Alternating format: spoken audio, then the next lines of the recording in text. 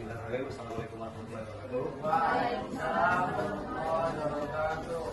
Tetap menurutkan kandidat yang keempat ini akan mengadakan praktikum untuk di makanan ternak.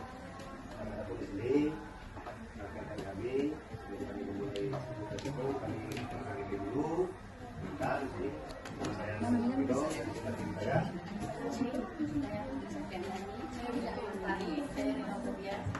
Dan kelompok-kelompok nama dari kami selanjutnya ini di sini kami akan mengklasifikasi bahan makanan yang mengandung lemak. Yang pertama ada minyak, air, kemiri, margarin, wortel, seledri, biji jambu, singkong, kacang tanah, pepaya, santan. Adapun alat-alat dan bahan. Pertama, piring plastik. Yang kedua, pipet. Yang ketiga, kertas coklat campur bumbu. Yang keempat, bambu sensor. Yang kelima, lilin, dan yang terakhir, sendok. Di sini kita langsung saja ke cara kerja. Di sini kami sudah membuat buah kertas coklat campur bumbu yang telah dipotong-potong dengan ukuran 10 x 10 cm. Yang kedua, ambil pipet, isap air dengan pipet dan teteskan di atas salah satu kertas coklat. Yang kedua, gunakan pipet yang lain, kemudian isap minyak dengan pipet dan teteskan di atas kertas coklat yang lainnya. Biarkan kedua kertas tersebut selama beberapa saat. Setelah itu periksa keduanya dengan menghadap cahaya. Di sini kami lanjut ke kertas selanjutnya, yaitu yang pertama ada 10 kertas yang akan kami amati. Yang pertama, kemiri. Haluskan kemiri dan usap-usap di atas kertas coklat kira-kira 10 kali. Dan bersihkan sisa kemiri.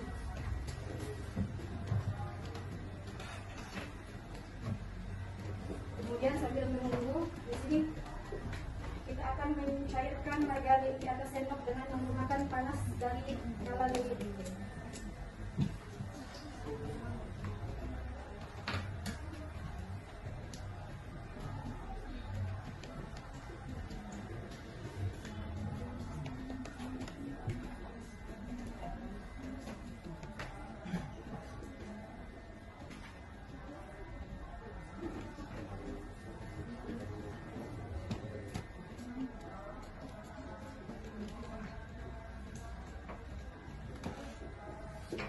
Selanjutnya,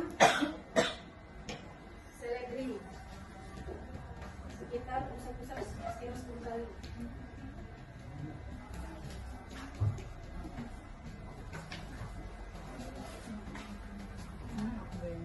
Selanjutnya, wortel sama seperti seledri.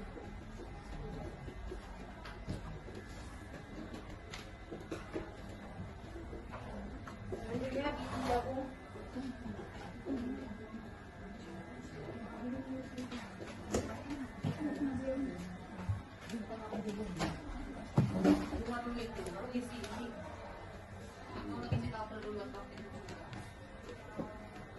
Singkong.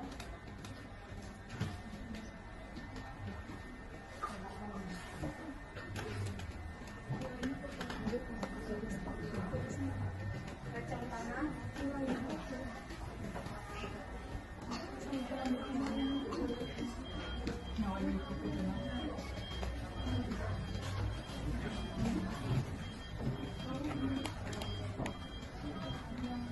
Kemudian pepaya.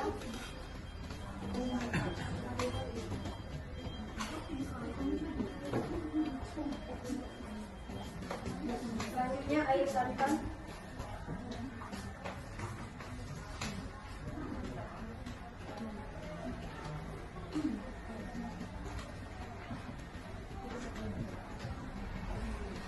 Yang terakhir susu.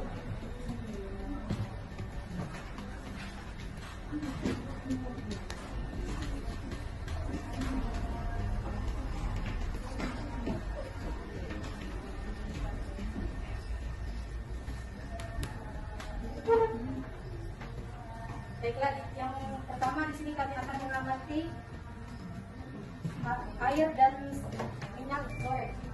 Apakah mengandung lemak? Di sini kami menggunakan center.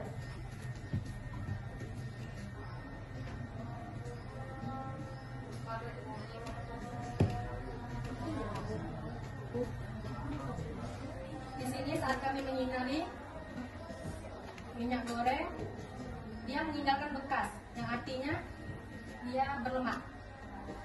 Baik, berikutnya air.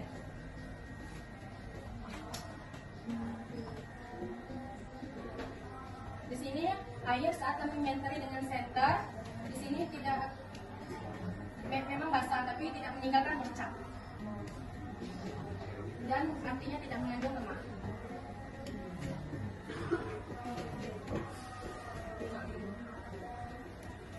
Bahan berikutnya kemiri. Kemiri meninggalkan bercak, yang artinya dia berlemak.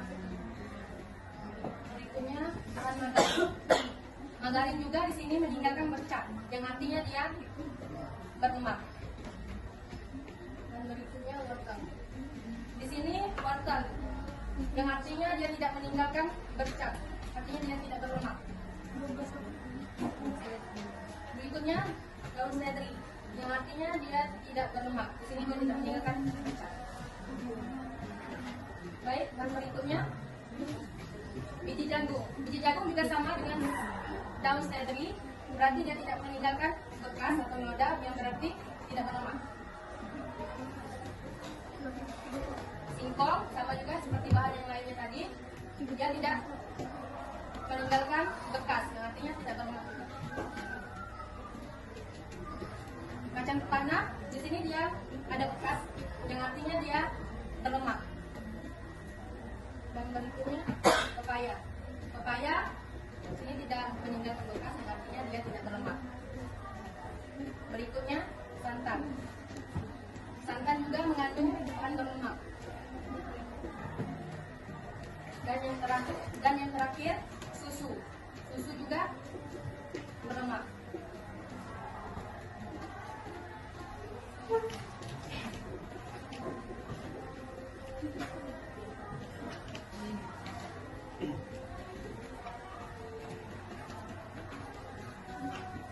Teman-teman, ini kami sudah mulai mencoba makanan yang berlemak besar sesuai dengan pengamatan kami. Dan adapun dari ke 12 bahan ini, adapun yang bahan makanan yang mengandung lemak yaitu kemiri, itu karena dia meninggalkan bercak setelah kemirinya dioleskan di kertas coklat, berarti kemiri ini mengandung makanan yang berlemak. Begitu juga margarin, setelah kami oleskan di kertas coklat, dia setelah kami senteri, setelah kami kasih sinar, dia meninggalkan bercak, berarti dia berlemak. Dan untuk wortel, setelah kami oleskan di kertas coklat, karena dia tidak meninggalkan bercak, berarti dia tidak berlemak. Begitu selanjutnya untuk seledri, setelah kami oleskan di kertas coklat, dia tidak meninggalkan bercak, berarti dia tidak bahan makanan tidak mengandung lemak. Dan begitu juga biji jagung, ini tidak juga bahan makanan yang tidak mengandung lemak. Dan untuk singkong juga bahan makanan yang tidak mengandung lemak. Kacang tanah, setelah kami oleskan di kertas coklat karena dia meninggalkan bercak, berarti ini dia termasuk bahan makanan yang berlemak. Dan pepaya, dia bahan makanan yang tidak mengandung lemak. Dan untuk santan, karena dia meninggalkan bercak, dia termasuk bahan makanan yang mengandung lemak. Begitupun susu, minyak goreng, dan untuk 12 air karena dia tidak meninggalkan bercak, bekas, maka dia bukan bahan makanan yang berlemak.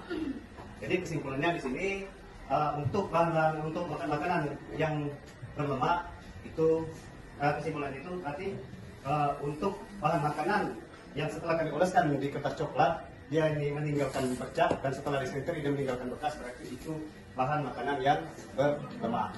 Dan yang tidak meninggalkan bekas berarti ini bahan makanan yang tidak mengandung lemak.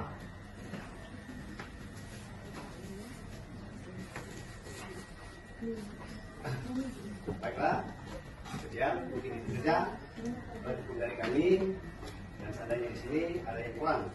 Itu itulah kesalahan kami, dan pada ibu ini kami mohon maaf, pada wakil ibu manapun, karena yang kata kami ucapkan wassalamualaikum warahmatullahi wabarakatuh. Waalaikumsalam warahmatullahi wabarakatuh.